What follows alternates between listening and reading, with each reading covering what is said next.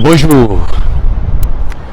Notre président de la République, le docteur Alassane Ouattara, était à Paris, ou est à Paris, et au sortir de l'Élysée, comme d'habitude, il s'est adressé aux Africains, il nous a parlé.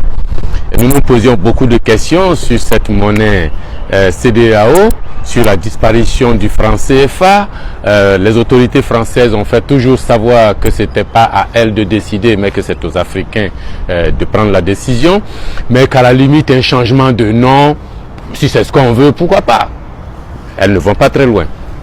Et nous avions pensé qu'avec la CEDEAO et l'occasion que l'intégration monétaire sous-régionale nous donnerait, qu'on pourrait se débarrasser du franc CFA et instaurer une monnaie commune, facteur d'intégration monétaire, d'intégration politique, d'intégration commerciale de ces pays d'Afrique de l'Ouest, 15 pays d'Afrique de l'Ouest.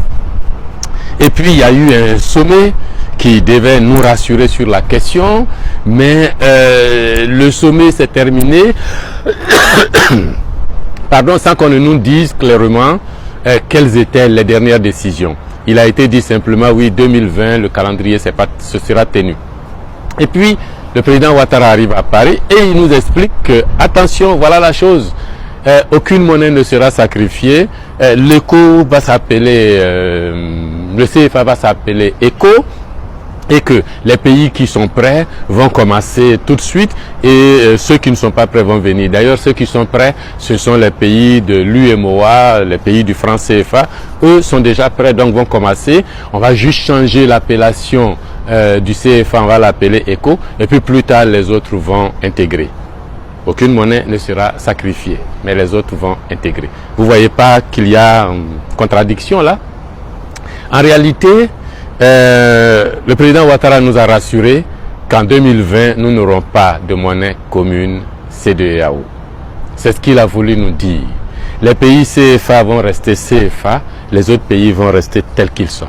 Parce que je ne vois pas comment, franchement, comment les pays qui sont hors CFA, aujourd'hui en 2020, vont accepter de sortir de la liberté monétaire pour venir s'engoncer dans la servitude monétaire. Je ne vois pas comment le Nigeria, comment le Ghana, comment la Guinée pourraient accepter, et les autres pourraient accepter cela. En réalité, il faut que vous sachiez que autour du sommet des chefs d'État, il y avait deux options. Il y a toujours deux options. Il y a l'option qu'on appelle volontariste. Nous qui sommes dans le CFA, nos critères de convergence sont bons, nous on va commencer et puis les autres vont nous rejoindre plus tard. Mais cette option oublie que la monnaie commune, la CEDEAO, c'est aussi une affaire économique, c'est aussi une affaire de puissance militaire, c'est aussi une affaire politique entre les pays. Si vous tenez compte de cet aspect-là, ça veut dire que la Côte d'Ivoire et les autres CFA vont commencer, puis le Nigeria va les rejoindre dans le CFA appelé ECO. Vous plaisantez? C'est de la plaisanterie. L'autre option, c'est ce qu'on appelle là-bas le scénario réaliste. On voit qu'effectivement, on doit aller nécessairement vers une monnaie commune. On crée tout de suite, en 2020, les institutions, la forme, l'appellation, on a l'union monétaire qui est créée sur papier, on a les statuts de la banque centrale créée, on a connaissance de la monnaie et puis en 2021, on prépare l'adoption, les ratifications, on fait la campagne et puis en 2022, on y va effectivement avec cette monnaie unique de la CEDEAO. Mais ceux qui sont dans l'option volontariste ont pris le soin d'expliquer, mais ils ne nous ont pas dit qu'il y a l'option réaliste qui est à côté. Et puis, les techniciens sur la question sont rentrés dans des bagarres entre eux. Oui, les critères de convergence, comment vous avez fait, et puis c'est seulement les pays qui sont dans le franc CFA qui remplissent les conditions et les autres non. Est-ce que vous avez tenu compte de la période que vous avez choisie, des crises de l'Ebola dans certains pays, des crises politiques dans d'autres pays? Est-ce que vous avez des statistiques confortables? Est-ce que vos statistiques ont été utilisées à bon escient? Les critères de convergence, pourquoi vous les prenez comme condition préalable pour aller à la monnaie unique? Est-ce qu'il ne s'agit pas de mesures d'accompagnement de la monnaie unique une fois que nous y serions? Ces discussions techniques n'ont pas eu d'issue. Et autre discussion, quand il s'est agi de voir comment on fait l'harmonisation des politiques économiques, silence radio. Les rapports disent rien. Comment est-ce qu'on fait l'harmonisation monétaire, silence radio. Aujourd'hui, on a le CFA plus 8 monnaies autour. Chacune de ces monnaies autour-là rentre comment en liaison avec l'éco. Est-ce que un CFA égale 1 éco, un Naira égale 1 éco, un franc guinéen égale 1 éco, un cedi ghanéen égale 1 éco, ou bien alors est-ce qu'il y a des arrangements qu'il faut faire? Rien du tout. 2020 arrive. Et puis une fois qu'on a l'éco, comment l'éco va s'établir par rapport au dollar, par rapport au yuan, par rapport au yen, par rapport à l'euro? Rien du tout. Dit que ça va être flexible et puis on verra. Quand il s'agit de l'intégration financière, quelles sont les structures financières, les marchés financiers que l'on va créer en soutien à la monnaie? Rien du tout. Quand il s'agit de la gestion des réserves de change, il y a des pays pétroliers, des pays agricoles, il y a des dollars qui vont venir de partout. Ces dollars-là vont aller dans un compte commun. Comment est-ce qu'on va avoir accès à ces dollars-là? Est-ce que on va y acheter les dollars au même prix chacun ou est-ce qu'il y aura des différentiels de prix? Rien du tout.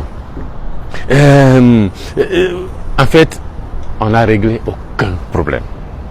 On n'a pas de traité sur l'union monétaire de la CEDEAO. On n'a pas de traité sur l'union monétaire de la CEDEAO. Comme on a un traité sur l'UEMOA, il n'y a pas de traité. Or, actuellement, on aurait dû être déjà en train de discuter de ce traité, de l'adopter, de le ratifier et que tout le monde comprenne qu'une union monétaire est en train de se créer dans la CEDEAO.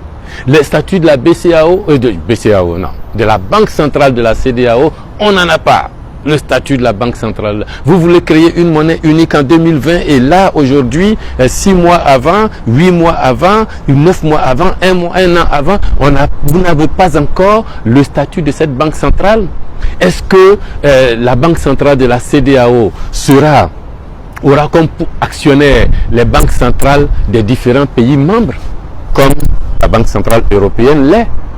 Ou bien alors, mais dans ce premier cas d'ailleurs, si les banques centrales nationales sont actionnaires de la banque centrale qui va émettre l'éco, comment on mesure l'actionnariat? Chaque pays contribue pour combien? Techniquement, ça se calcule, ça se fixe. Rien du tout. Si on a fini cela et qu'on sait qui est actionnaire de quoi, comment on gère les déficits nationaux? Un pays fait un déficit ici, un autre fait un déficit là-bas. On gère comment ces déficits? Est-ce que la Banque centrale sera autorisée à financer les déficits des États membres? Dans quelle proportion? Rien du tout. Et puis, vous avez l'autre option, c'est les banques centrales nationales ne sont pas actionnaires de la banque centrale qui va émettre l'éco, mais sont des succursales de la banque qui va émettre l'éco. Donc, on a la banque centrale qui émet l'éco, et puis dans chacun des pays, il y a des filiales. Comme aujourd'hui, la BCEAO la maison mère est à Dakar, et puis dans chaque pays, il y a une agence nationale. Est-ce que c'est cette option qu'on va choisir? Rien du tout. Alors, franchement, je crois que le président Ouattara nous a rendu service. La CEDEAO n'est pas encore prête pour la monnaie unique.